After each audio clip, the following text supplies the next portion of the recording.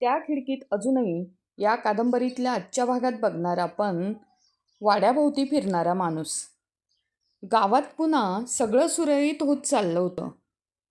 यात्रा परत सुरू झाल्या होत्या. मंदिरात गर्दी वाढू लागली होती. डोंगरावरील पायवाटांवर पुन्हा लोक दिसू लागले होते. पण त्या पुरातन वाड्याभोवती अजूनही एक वेगळी शांतता होती. लोक अजूनही तिथून जाताना नकळत हळू चालायचे. कारण त्या घराच्या बंद खिडक्यात आणि रिकाम्या अंगणात अजूनही दुःखाचा गंध जिवंत होता. गावात अलीकडे एक गोष्ट पुन्हा चर्चेत येऊ लागली होती. लोक म्हणायचे, रोज संध्याकाळी कुणीतरी त्या वाड्याभोवती फिरताना दिसतं. काही जण म्हणायचे, तो वेडा झाला आहे. काही म्हणायचे, त्याचं मन अजून तिथेच बाहेर आलं नाही. पण खरं तर तो सारंग होता. संध्याकाळ झाली की तो नकळत त्या रस्त्याने यायचा. वाड्यासमोर काही क्षण शांत उभा राहायचा. मग हळूहळू अंगणाभोवती फेरफटका मारायचा. कधी मागच्या बाजूला जाऊन जुन्या विहिरीजवळ थांबायचा, तर कधी पिंपळाखाली बसून राहायचा. कधी वर त्या खिडकीकडे पाहत बराच वेळ न बोलता उभा राहायचा. जणू त्या घराच्या प्रत्येक कोपऱ्यात तो अजूनही वैदेहीला शोधत होता. त्या दिवशीही हलका पाऊस पडून गेला होता. ओल्या मातीचा सुगंध हवेत पसरत होता. डोंगरावर संध्याकाळ उतरू लागली होती आणि मंदिरात आरतीचा आवाज वाऱ्यावरून तरंगत येत होता. सारंग वाड्याच्या मागच्या बाजूला आला.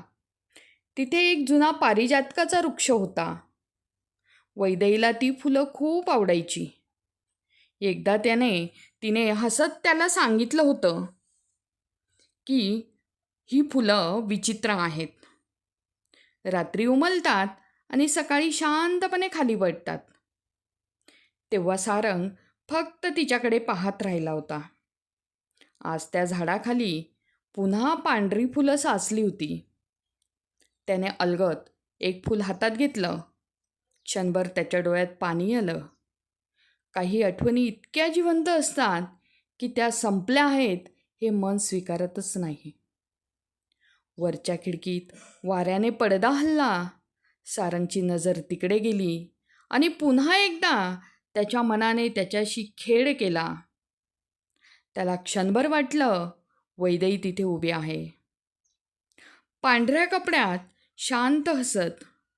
तो नकळत एक पाऊल पुढे हलला. पण पुढच्या क्षणी पडदा पुन्हा स्थिर झाला. खिडकी रिकामी होती. सारंग हलकसा हसला, दुःखी हसू. कारण आता त्याला समजलं होतं, काही माणसं प्रत्यक्षात परत येत नाहीत, पण आठवणींमध्ये ते कायम फिरत राहतात. मुरली काका दूर ओसरीवर उभं राहून त्याच्याकडे पाहत होते. त्याच्या मनातही वेदना होती. तो हळूच जवळ आला. सारंग? तो दचकून मागे वळला. मुरली काका काही क्षण शांत राहिले. मग मंद आवाजात म्हणाले, छोटी बाईंना तुझं असं दुःखी राहणं आवडलं नसतं सारंग. सारंग खाली पाहू लागला आणि म्हणाला, विसरता येत नाही काका. मुरली काकांच्या डोळ्यात पाणी आलं. काही माणसं विसरण्यासारखी नसतात रे, ती फक्त मनात जपण्यासाठी असतात. दोघेही काही क्षण शांत उभे राहिले. दूर डोंगरामागे सूर्य मावळत होता. आकाश पुन्हा केसरी रंगांनी भरलं होतं आणि त्या संध्याकाळी त्या जुन्या वाड्याभोवती फिरणारा एकटा माणूस प्रत्यक्षात आपल्या हरवलेल्या जगाभोवती फिरत राहिला होता. हा होता आपला आजचा भाग. उद्याच्या भागात बघणार आपण डोंगर अजूनही तिथेच होते. ते बघण्यासाठी ऐकण्यासाठी आपल्या चॅनलला लाईक आणि सबस्क्राईब करा.